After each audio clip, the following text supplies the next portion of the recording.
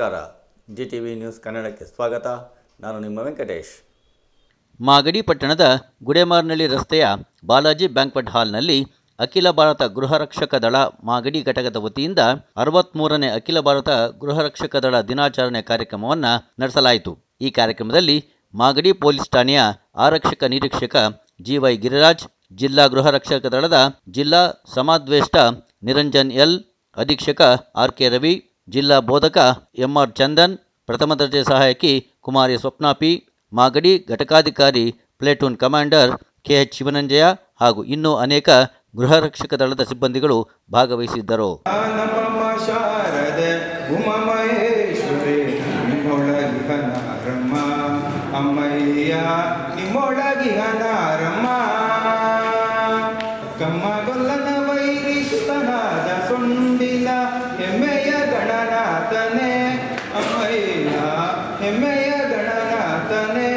ಅಮ್ಮಯ್ಯ ನಮ್ಮಮ್ಮ ಶಾರದೆ ಉಮಾಮಹೇಶ್ವರಿ ನಿಮ್ಮೊಳಗಿಹ ನಾರಮ್ಮ, ಅಮ್ಮಯ್ಯ ನಿಮ್ಮೊಳಗಿಹ ನಾರಮ್ಮ.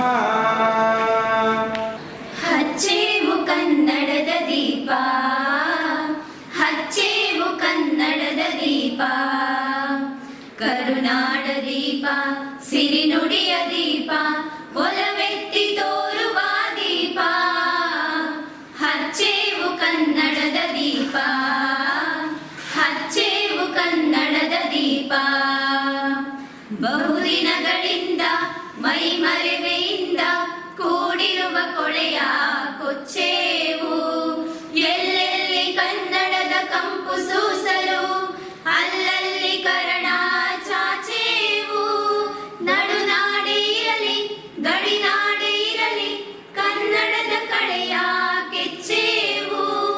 ನಡುನಾಡೆ ಇರಲಿ ಗಡಿನಾಡೆ ಇರಲಿ ಕನ್ನಡದ ಕಳೆಯ ಕೆಚ್ಚೇವು. 1946 ಡಿಸೆಂಬರ್ 6ರಂದು ಉದಯವಾದಂತಹ ಗೃಹರಕ್ಷಕ ಸಂಸ್ಥೆ ಮೊಟ್ಟ ಮೊದಲಿಗೆ ಭಾರತದಲ್ಲಿ ಪ್ರಾರಂಭವಾದ ವಿಷಯ ನಮಗೆಲ್ಲ ತಿಳಿದಿರುವಂಥ ವಿಷಯ ಆಗಿದೆ. ಅಂದರೆ ಸ್ವಾತಂತ್ರ್ಯ ಪೂರ್ವದಲ್ಲಿ, ಅದರಲ್ಲೂ ಎರಡನೇ ಮಹಾಯುದ್ಧದ ಸಂದರ್ಭದಲ್ಲಿ ಪಾಕಿಸ್ತಾನ ಭಾರತ ಹಾಗೂ ಚೈನಾ ಭಾರತ ಹಾಗೂ ಬಾಂಗ್ಲಾದೇಶ ಭಾರತ ಈ ರಾಷ್ಟ್ರಗಳ ಸಮರದಲ್ಲಿ ಹಾನಿಗೊಳಗಾಗಿ ಪ್ರಾಣ ಕಳೆದುಕೊಂಡವರ ಹಾಗೂ ಗಾಯಗೊಂಡ ನಾಗರಿಕರನ್ನು ಹಾಗೂ ಸೈನಿಕರಿಗೆ ಆದಂತಹ ಸಾವು ನೋವುಗಳನ್ನು ಉಪಚರಿಸಲು ಸೈನ್ಯ ಪಡೆಗೆ ನೆರವಾಗಲು ನಾಗರಿಕರನ್ನೇ ಸನ್ನದ್ಧಗೊಳಿಸಿ ನಾಗರಿಕರಿಂದಲೇ ಪ್ರಥಮ ಚಿಕಿತ್ಸೆ ಹಾಗೂ ವೈಮಾನಿಕ ದಾಳಿಯಿಂದ ಆಗಬಹುದಾದಂತಹ ಅವಘಡಗಳ ನಿಯಂತ್ರಣವನ್ನು ಕೈಗೊಳ್ಳಲು ನಾಗರಿಕ ರಕ್ಷಣಾ ಪಡೆಯನ್ನು ಸಿದ್ಧಗೊಳಿಸಲಾಯಿತು. ಹಾಗೆಯೇ ನಗರ ಪ್ರದೇಶಗಳಲ್ಲಿ ಕಾನೂನು ಸುವ್ಯವಸ್ಥೆಯನ್ನು ಕಾಪಾಡಲು ಪೊಲೀಸರಿಗೆ ನೆರವಾಗಲು ನಮ್ಮ ಗೃಹರಕ್ಷಕ ಸಂಸ್ಥೆ ಪ್ರಾಮುಖ್ಯತೆಯನ್ನು ಪಡೆದುಕೊಳ್ಳಲು ಪ್ರಾರಂಭವಾಯಿತು.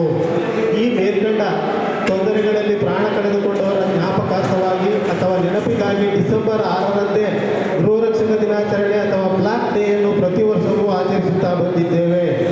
ಪ್ರಸಕ್ತ ಸಾಲಿನಲ್ಲಿ ಶ್ರೀ P. ನಾರಾಯಣ ಸ್ವಾಮಿ ಮೆಡಲ್ ಸಂಖ್ಯೆ 142 ಮತ್ತು ಸೈಯದ್ ಯೂನಿಸ್ ಮೆಡಲ್ ಸಂಖ್ಯೆ 140 ಚನ್ನಪಟ್ಟಣ ಘಟಕ ಇವರು ಮರಣ ಹೊಂದಿರುತ್ತಾರೆ. ಅವರನ್ನು ಈ ಸಂದರ್ಭದಲ್ಲಿ ಸ್ಮರಿಸೋಣ. ಕರ್ನಾಟಕ ರಾಜ್ಯದಲ್ಲಿ ಗೃಹರಕ್ಷಕ ದಳ ಇಲಾಖೆಯು 1962ರಲ್ಲಿ ಪ್ರಾರಂಭಗೊಂಡಿರುತ್ತದೆ.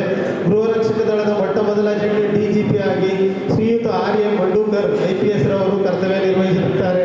ಹಾಗೆಯೇ ಹಲವಾರು ಮಂದಿ ಇಲಾಖೆಯಲ್ಲಿ DGPಗಳಾಗಿ ಕಾರ್ಯನಿರ್ವಹಿಸಿದ್ದು, ಪ್ರಸ್ತುತ ಮಾನ್ಯ ಶ್ರೀಯುತ ಪ್ರಶಾಂತ್ ಕುಮಾರ್ ಠಾಕೂರ್ IPS ರವರು DGP ಆಗಿ ಕಾರ್ಯವನ್ನು ನಿರ್ವಹಿಸುತ್ತಿದ್ದಾರೆ.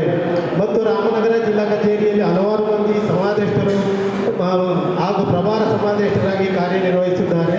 ಪ್ರಸ್ತುತ ಶ್ರೀ L. ನಿರಂಜನ್ ರವರು ಜಿಲ್ಲಾ ಸಮಾದೇಷ್ಟರಾಗಿ 2020ರಿಂದ 25ರವರೆಗೆ ಕಾರ್ಯನಿರ್ವಹಿಸಿದ್ದು, ಪ್ರಸ್ತುತ ಸಾಲಿನಿಂದ 2025ರಿಂದ ಇಲ್ಲಿಯವರೆಗೆ 2ನೇ ಅವಧಿಗೆ ಸರ್ಕಾರದಿಂದ ನೇಮಕಗೊಂಡು ಕಾರ್ಯನಿರ್ವಹಿಸುತ್ತಿದ್ದಾರೆ. ಅವರುಗಳನ್ನು ಈ ಸಂದರ್ಭದಲ್ಲಿ ಅಭಿನಂದಿಸೋಣ. ಪ್ರಸ್ತುತ ಜಿಲ್ಲಾ ಕಚೇರಿ 550 ಮಂದಿ ಗೃಹರಕ್ಷಕರ ಸಂಖ್ಯಾಬಲವನ್ನು ನಿಗದಿಗೊಳಿಸಲಾಗಿರುತ್ತದೆ. ಪ್ರಸ್ತುತ 529 ಸಕ್ರಿಯ ಗೃಹರಕ್ಷಕರು ಇರುತ್ತಾರೆ. ಅದರಲ್ಲಿ 340 ಮಂದಿ ಗೃಹರಕ್ಷಕರು ವಿವಿಧ ಇಲಾಖೆಗಳಲ್ಲಿ ಬಾಹ್ಯ ಕರ್ತವ್ಯವನ್ನು ನಿರ್ವಹಿಸುತ್ತಿದ್ದಾರೆ. ಅವುಗಳೆಂದರೆ ಪೊಲೀಸ್ ಇಲಾಖೆ, ಪ್ರವಾಸೋದ್ಯಮ ಇಲಾಖೆ, ಸಾರಿಗೆ ಇಲಾಖೆ, ಮೆಟ್ರೋ ರೈಲು, ರೇಷ್ಮೆ ಇಲಾಖೆ, ನಿರ್ಮಿಸಿರುವ ಕಂದಾಯ ಭವನ, ಡಿಸಿ ಕಚೇರಿ, ಸ್ನಾತಕೋತ್ತರ ಕೇಂದ್ರ, ಬೆಂಗಳೂರು ವಿಶ್ವವಿದ್ಯಾನಿಲಯ, ಜ್ಞಾನಭಾರತಿ, ಚನ್ನಪಟ್ಟಣ ತಾಲೂಕಿನ ಭೈರವಪಟ್ಟಣ ತೋಟಗಾರಿಕಾ ಕ್ಷೇತ್ರ, ಗ್ರೇಟರ್ ಬೆಂಗಳೂರು ಪ್ರಾಧಿಕಾರ ಮುಂತಾದ ಕಡೆ ಕರ್ತವ್ಯವನ್ನು ನಿರ್ವಹಿಸುತ್ತಿದ್ದಾರೆ. ಗೃಹರಕ್ಷಕ ಹಾಗೂ ಪೌರರಕ್ಷಣಾ ಸಂಸ್ಥೆ ಒಟ್ಟಾಗಿ ಕಾರ್ಯನಿರ್ವಹಿಸುತ್ತಿರುವ ಸ್ವತಂತ್ರ ಸಮವಸ್ತ್ರಧಾರಿ ಶಿಸ್ತುಬದ್ಧ ಹಾಗೂ ಸ್ವಯಂ ಸೇವಾ ಸಂಸ್ಥೆಯಾಗಿರುತ್ತದೆ. ಸರ್ವಭೂತ ಹಿತೆ ಮತ್ತು ನಿಷ್ಕಾಮ ಸೇವೆಯೇ ಈ ಇಲಾಖೆಗಳ ಮುಖ್ಯ ಗುರಿಯಾಗಿರುತ್ತದೆ. ಈ ಸಂಸ್ಥೆಯು ತುರ್ತು ಸಮಯದಲ್ಲಿ ಸಾರ್ವಜನಿಕರ ಜೀವ ಮತ್ತು ಆಸ್ತಿಪಾಸ್ತಿ ಸಂರಕ್ಷಣೆ ಮಾಡುವುದರ ಮೂಲಕ ಸಮಾಜಮುಖಿ ಕಾರ್ಯದಲ್ಲಿ ತನ್ನನ್ನು ತಾನು ತೊಡಗಿಸಿಕೊಳ್ಳುತ್ತದೆ. ಗೃಹರಕ್ಷಕ ದಳ ಮತ್ತು ಪೌರರಕ್ಷಣಾ ದಳ ಸ್ವಯಂ ಸೇವಕರು ಬಿಕ್ಕಟ್ಟಿನ ಸಮಯದಲ್ಲಿ ಸಮುದಾಯದ ಪ್ರಯತ್ನವನ್ನು ಬಳಸಿಕೊಳ್ಳುವಲ್ಲಿ ಪ್ರಮುಖ ಪಾತ್ರವನ್ನು ವಹಿಸುತ್ತಾರೆ ಮತ್ತು ಸಮವಸ್ತ್ರ ಪಡೆಗಳಿಗೆ ಬೆಂಬಲವನ್ನು ವಿಸ್ತರಿಸುವ ಮೂಲಕ ರಾಷ್ಟ್ರಕ್ಕೆ ಅಮೂಲ್ಯವಾದ ಸೇವೆಯನ್ನು ಸಲ್ಲಿಸುತ್ತಾರೆ. ಕಾನೂನು ಮತ್ತು ಸುವ್ಯವಸ್ಥೆಯನ್ನು ಕಾಪಾಡುವುದು, ವಿಪತ್ತು ಮತ್ತು ವಿಪತ್ತಿಗೆ ತುತ್ತಾದ ಸಂತ್ರಸ್ತರಿಗೆ ರಕ್ಷಣಾ ಕಾರ್ಯದ ಪರಿಹಾರವನ್ನು ಒದಗಿಸುವಲ್ಲಿ ಸ್ವಯಂ ಸೇವಕರ ಪಾತ್ರ ಗುರುತರವಾಗಿರುತ್ತದೆ. ಪ್ರಸಕ್ತ ಸಾಲಿನಲ್ಲಿ ಮಧ್ಯಪ್ರದೇಶ, ತೆಲಂಗಾಣ ವಿಧಾನಸಭಾ ಚುನಾವಣೆ ಹಾಗೂ ಆಂಧ್ರಪ್ರದೇಶ ವಿಧಾನಸಭಾ ಚುನಾವಣೆಗೆ ಸುಮಾರು 200ಕ್ಕೂ ಅಧಿಕ ಮಂದಿ ಗೃಹರಕ್ಷಕರನ್ನು ನಿಯೋಜಿಸಿ ಯಶಸ್ವಿಯಾಗಿ ಚುನಾವಣಾ ಬಂದೋಬಸ್ತ್ ಕರ್ತವ್ಯವನ್ನು ನಿರ್ವಹಿಸಿ ಕರ್ನಾಟಕ ರಾಜ್ಯ ಗೃಹರಕ್ಷಕ ದಳವು ಇತರ ರಾಜ್ಯಗಳಿಗೆ ಮಾದರಿಯಾಗಿರುತ್ತದೆ. ತಮ್ಮ ಈ ಸೇವೆಯನ್ನು ನಾನು ಹೃತ್ಪೂರ್ವಕವಾಗಿ ಅಭಿನಂದಿಸುತ್ತೇನೆ ಹಾಗೂ ದಿನಾಂಕ 2/2/2025 ಕೇಂದ್ರ ಕಚೇರಿ ಅಕಾಡೆಮಿಯಲ್ಲಿ ನಡೆದಂಥ ಪ್ರಥಮ ಚಿಕಿತ್ಸೆ ತರಬೇತಿಯಲ್ಲಿ ಸಾತನೂರು ಘಟಕದ ಪಲ್ಲವಿ ಕೆ ಮೆಟಲ್ ಸಂಖ್ಯೆ 451 ಇವರು ಚಿನ್ನದ ಪದಕವನ್ನು ಪಡೆದಿರುತ್ತಾರೆ. ಅವರನ್ನು ಸಹ ಈ ಸಂದರ್ಭದಲ್ಲಿ ಅಭಿನಂದಿಸುತ್ತೇನೆ. ಹೀಗೆ ಹಲವಾರು ಸಮಾಜ ಸೇವೆಯಲ್ಲಿ ತಮ್ಮನ್ನು ತಾವು ತೊಡಗಿಸಿಕೊಂಡು ನಿಷ್ಕಾಮ ಸೇವೆಯನ್ನು ಸಲ್ಲಿಸುತ್ತಿರುವ ಗೃಹರಕ್ಷಕ ಹಾಗೂ ಪೌರರಕ್ಷಣಾ ಸ್ವಯಂ ಸೇವಕರ ಸವಿ ನೆನಪಿಗಾಗಿ ಭಾರತ ಸರ್ಕಾರದ ಆದೇಶದಂತೆ ಪ್ರತಿ ವರ್ಷವೂ ಡಿಸೆಂಬರ್ 6ನೇ ತಾರೀಕಿನಂದೇ ಗೃಹರಕ್ಷಕ ಮತ್ತು ಪೌರರಕ್ಷಣಾ ದಿನಾಚರಣೆಯನ್ನು ವಿಶೇಷ ರೀತಿಯಲ್ಲಿ ಭಾರತಾದ್ಯಂತ ಹಾಗೂ ಕರ್ನಾಟಕ ರಾಜ್ಯದಲ್ಲೂ ಆಚರಿಸಲಾಗುತ್ತಿದೆ. ಮತ್ತೊಮ್ಮೆ ಎಲ್ಲರಿಗೂ ಗೃಹರಕ್ಷಕ ದಿನಾಚರಣೆಯ ಶುಭಾಶಯಗಳು. ಜೈ ಜೈ ಕರ್ನಾಟಕ. ಮೊದಲನೇದಾಗಿ ಮಾನ್ಯ SP ಆಗಿರ್ತಕ್ಕಂತಹ ಶ್ರೀನಿವಾಸ್ ಗೌಡ್ರವರು ತಮಗೆಲ್ಲರಿಗೂ ಕೂಡ ಅಖಿಲ ಭಾರತ ಗೃಹರಕ್ಷಕ ದಳದ ದಿನಾಚರಣೆ ಶುಭಾಶಯಗಳನ್ನು ತಿಳಿಸಿರ್ತಾರೆ. ಅದನ್ನು ನಾನು ನಿಮಗೆ ಕನ್ವೆ ಮಾಡಲಿಕ್ಕೆ ಇಷ್ಟಪಡ್ತೀನಿ. ಸಾಹೇಬರು ಕೆಲವು ಕಾರಣಾಂತರಗಳು ಬರೋಕ್ಕಾಗಲಿಲ್ಲ, ಹಾಗಾಗಿ ಅವರ ಪರವಾಗಿ ನಾನು ನಿಮಗೆಲ್ಲರಿಗೂ ಕೂಡ ಧನ್ಯವಾದಗಳನ್ನು ತಿಳಿಸ್ತೀನಿ. 1946ನೇ ಇಸ್ವಿಯಲ್ಲಿ ಮೊದಲನೇದಾಗಿ ಸ್ವತಂತ್ರ ಪೂರ್ವದಲ್ಲಿ ಈ ಗೃಹರಕ್ಷಕ ದಳವು ಭಾರತದ ಮುಂಬೈ ನಗರದಲ್ಲಿ ಮೊದಲನೇದಾಗಿ ಸ್ಥಾಪನೆ ಆಯಿತು. ಇದು ಮುಖ್ಯವಾಗಿ ಗೃಹ ಇಲಾಖೆ ಮತ್ತು ಪೊಲೀಸ್ ಇಲಾಖೆಗೆ ಸಹಾಯಾರ್ಥಕವಾಗಿ, ಅಂದರೆ ಅದಕ್ಕೆ ಪ್ಯಾರಲ್ ಆಗಿ ಮತ್ತು ಸಹಾಯಾರ್ಥಕವಾಗಿ ಕೆಲಸ ಮಾಡಲಿಕ್ಕೆ ಅಂತ ಹೇಳಿ ಗೃಹರಕ್ಷಕ ದಳವನ್ನು ಪ್ರಾರಂಭ ಮಾಡ್ತಾರೆ. ನಾನು ಮೊದಲನೇದಾಗಿ ಹೇಳಕ್ಕೆ ಇಷ್ಟಪಡ್ತೀನಿ, ನಾವು ಪೊಲೀಸ್ ಸಿಬ್ಬಂದಿ ಬೇರೆ ಅಲ್ಲ, ಗೃಹರಕ್ಷಕ ದಳ ಬೇರೆ ಅಲ್ಲ ಅಂತ ನಾನು ತಿಳ್ಕೊಂಡಿದ್ದೀನಿ. ಹಾಗೆ ಈ ನಿಮ್ಮ ಗೃಹರಕ್ಷಕ ದಳದ ಸಿಬ್ಬಂದಿಗಳ ಕರ್ತವ್ಯ ನಿಷ್ಠೆಯನ್ನು ಮತ್ತು ಪ್ರಾಮಾಣಿಕತೆ ಮತ್ತು ಸಮಯ ಪ್ರಜ್ಞೆಯನ್ನು ನಾನು ಯಾವತ್ತೂ ಕೂಡ ಅಲ್ಲಗಳೆಯಲ್ಲ. ಏಕೆಂದರೆ ಅದು ಪೊಲೀಸರಿಗಿಂತ ಒಂದು ಹೆಚ್ಚು ಜಾಸ್ತಿನೇ ಇದೆ ನಿಮ್ಮಲ್ಲಿ ಅಂತ ನಾನು ಹೇಳಲಿಕ್ಕೆ ಇಷ್ಟಪಡ್ತೀನಿ.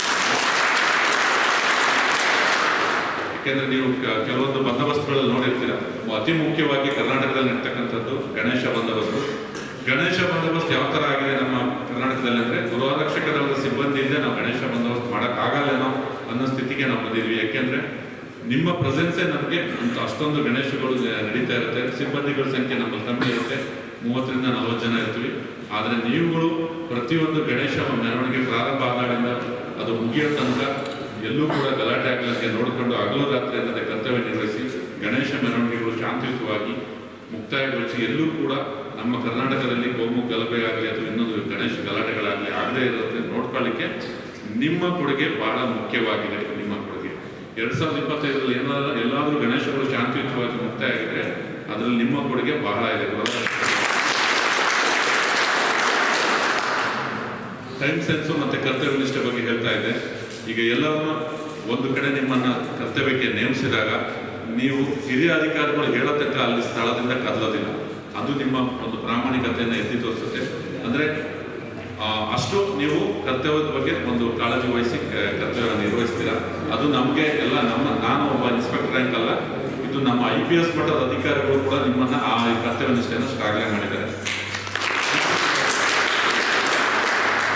ಹಾಗೆ ನ್ಯಾಚುರಲ್ ಸಂದರ್ಭಗಳಲ್ಲಿ ಎಲ್ಲೋ ಪ್ರವಾಹ ಆಗಿರ್ಬೋದು ಅಥವಾ ಇನ್ನೊಂದಾಗಿರ್ಬೋದು ಅಥವಾ ಬಂದೋಬಸ್ತುಗಳಾಗಿರ್ಬೋದು. ಈಗ ಸೋಮವಾರದಿಂದ ಬೆಳಗಾವಿ ಚಳಿಗಾಲದ ಅಧಿವೇಶನ ಪ್ರಾರಂಭ ಆಗುತ್ತೆ. ಅಲ್ಲೂ ಕೂಡ ನಿಮ್ಮ ಕರ್ತವ್ಯ ಕೂಡ ಭಾಳ ಮುಖ್ಯವಾಗಿರ್ತಕ್ಕಂಥದ್ದು. ನಾನು ಕೂಡ ನಿನ್ನೆ ಬಂದೆ. 5 ದಿನ ಚಿಕ್ಕಮಗಳೂರಿನ ದತ್ತ ಜಯಂತಿ ಕಾರ್ಯಕ್ರಮಕ್ಕೆ ಹೋಗಿದ್ದೆ. ಅಲ್ಲೂ ಕೂಡ ಸುಮಾರು ಹಾಸನ ಮತ್ತು ಚಿಕ್ಕಮಗಳೂರು ಜಿಲ್ಲೆಯಿಂದ ಗೃಹರಕ್ಷಕ ದಳದವರು ಬಂದಿದ್ದರು. ನಿಮಗೆ ಕೊಡುವ ಫೆಸಿಲಿಟೀಸ್ ತುಂಬ ಕಡಿಮೆ, ಅದರಲ್ಲೂ ಕೂಡ ಅದರ ಕರ್ತವ್ಯ ನಮಗಿಂತ ಪೊಲೀಸ್ ಸಿಬ್ಬಂದಿಗಿಂತ ಜಾಸ್ತಿ ಮಾಡಬೇಕು. ಕೂಡ ಅಲ್ಲಿ ಕೊರೆಯುವ ಚಳಿಯಲ್ಲೂ ಕೂಡ ನಿಮ್ಮ ಗೃಹರಕ್ಷಕ ದಳ ಸಿಬ್ಬಂದಿ ಕರ್ತವ್ಯ ನಿರ್ವಹಿಸ್ತಾ ಇದ್ರಿ. ನಿಜವಾಗ್ಲೂ ನೋಡಿಬಿಟ್ಟು ನನಗೆ ಅನಿಸ್ತಾ ಇತ್ತು, ನಮ್ಮ ಪೊಲೀಸ್ ಇಲಾಖೆಗಿಂತ ಚೆನ್ನಾಗಿ ಕರ್ತವ್ಯ ನಿರ್ವಹಿಸ್ತಾರೆ. ಸರ್ಕಾರ ನಿಮ್ಮ ಸೇವೆಯನ್ನು ಗುರುತಿಸಲಿ, ಸರ್ಕಾರದಿಂದ ಎಷ್ಟೊಂದು ಸವಲತ್ತುಗಳು ಪಡಿಬೋದು ಅಷ್ಟನ್ನು ಸರ್ಕಾರ ನೀಡಲಿಕ್ಕೆ ಪ್ರಯತ್ನ ಪಡಲಿ ಅಂತ ಹೇಳ್ತಾ, ಹಾಗೆ ನಿಮ್ಮ ಹುದ್ದೆಗಳನ್ನು ಕಾಯಂಗೊಳಿಸಿ ಸರ್ಕಾರಿ ನೌಕರನಾಗಿ ಪರಿಗಣಿಸಲು ನಿಮ್ಮದು ಬಹಳ ಬಹುದಿನಗಳ ಬೇಡಿಕೆ ಇದೆ. ಅದನ್ನು ಕೂಡ ಸರ್ಕಾರ ಪರಿಗಣಿಸಲಿ ಅಂತ ಹೇಳ್ತಾ, ಹಾಗೆ ಈ ಗೃಹರಕ್ಷಕ ದಳದ ಸಿಬ್ಬಂದಿ ಬರೋದ್ರಿಂದ ಎಷ್ಟೋ ಸಮಾಜದಲ್ಲಿ ಅಪರಾಧಗಳಿಗೆ ಕಡಿವಾಣ ಬಿದ್ದಿದೆ. ಒಂದು ನಿರುದ್ಯೋಗ ಸಮಸ್ಯೆನೂ ಕೂಡ ನಿವಾರಣೆ ಆಗಿದೆ ಅಂತ ಹೇಳಲಿಕ್ಕೆ ಇಷ್ಟಪಡ್ತೀನಿ. ಇನ್ನೂ ಹೆಚ್ಚೆಚ್ಚು ಗೃಹರಕ್ಷಕ ದಳಕ್ಕೆ ಬರುವಂಥ ಪ್ರೇರೇಪಣೆ ಮಾಡಿ, ನೀವು ಕೂಡ ಇನ್ಫ್ಲುಯೆನ್ಸ್ ಮಾಡಿ ಬೇರೆಯಲ್ಲಿ ನಿಮ್ಮ ಹಳ್ಳಿಯಲ್ಲಿ ಇರ್ತಕ್ಕಂಥ ನಿರುದ್ಯೋಗ ಯುವಕ ಯುವತಿಯರಿಗೆ. ಹಾಗೆ ಸರ್ಕಾರ ಕೂಡ ನಿಮ್ಮ ಒಂದು ಎಲ್ಲ ಬೇಡಿಕೆಗಳನ್ನು ಈಡೇರಿಸಲಿ, ನಿಮ್ಮನ್ನು ಕಾಯಂ ನೌಕರನಾಗಿ ಪರಿಗಣಿಸಲಿ ಅಂತ ಹೇಳ್ತಾ, ನಿಮಗೆಲ್ಲರಿಗೂ ಕೂಡ ಗೃಹರಕ್ಷಕ ದಿನಾಚರಣೆಯನ್ನು ತಿಳಿಸ್ತಾ, ಪೊಲೀಸ್ ಬೇರೆ ಅಲ್ಲ, ಗೃಹರಕ್ಷಕರು ಬೇರೆ ಅಲ್ಲ ಅಂತ ಹೇಳ್ತಾ, ಯಾವಾಗಲೂ ಕೂಡ ನಾವು ನಿಮ್ಮೊಂದಿಗೆ ಇದ್ದೀವಿ ಅಂತ ಹೇಳ್ತಾ ನನ್ನೊಂದೆರಡು ಮಾತನ್ನು ಮುಗಿಸ್ತೀನಿ. Thank you.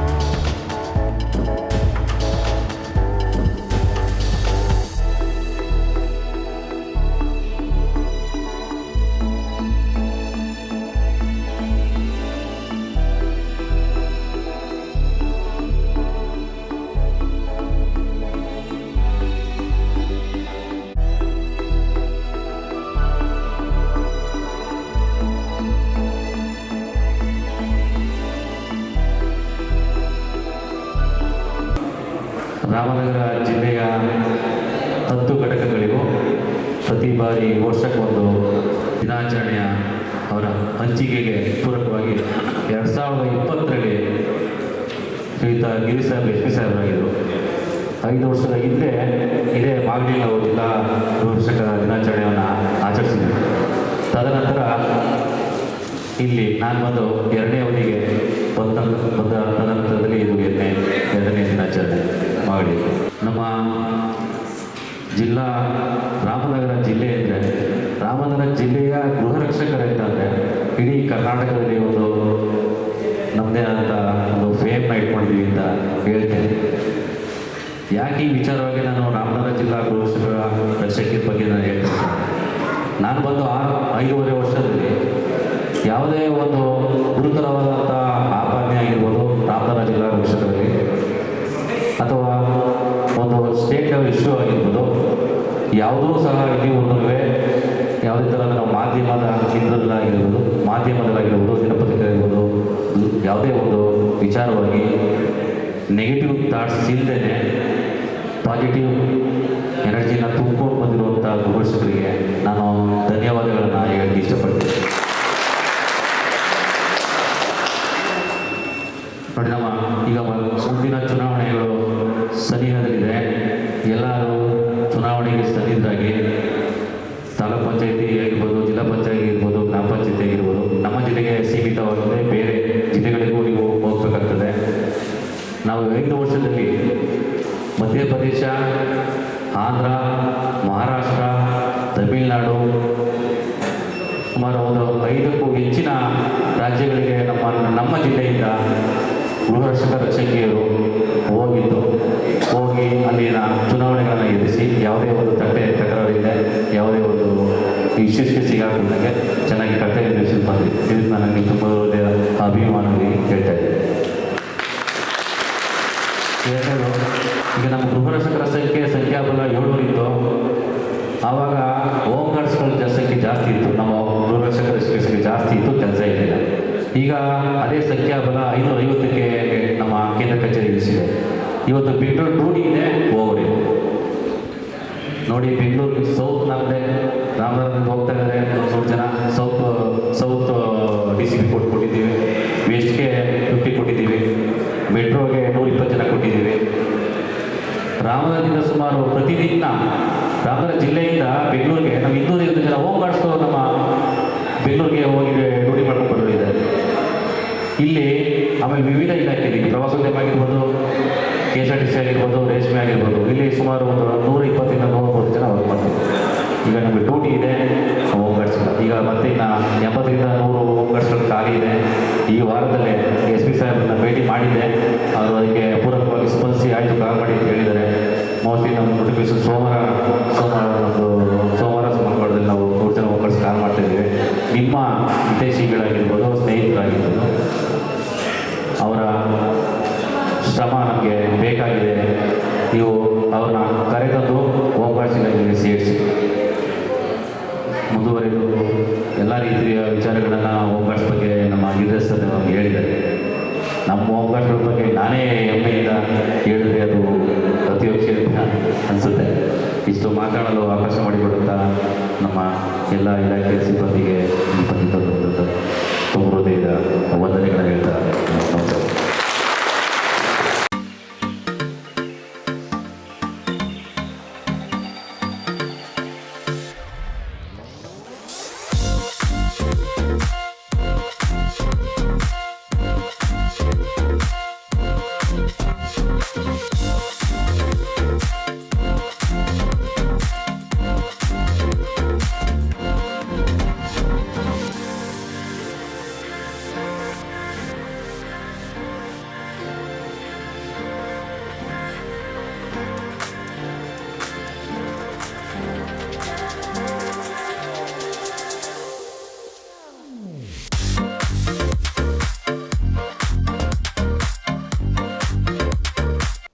ಇದು ಇವತ್ತಿನ ಮಾಗಡಿಯ ಸುದ್ದಿ ಸಮಾಚಾರ. ನಿರಂತರ ಸುದ್ದಿ ಸಮಾಚಾರಕ್ಕೆ ವೀಕ್ಷಿಸಿ ನಿಮ್ಮ GTV ನ್ಯೂಸ್ ಕನ್ನಡವನ್ನು. ವಂದನೆಗಳು.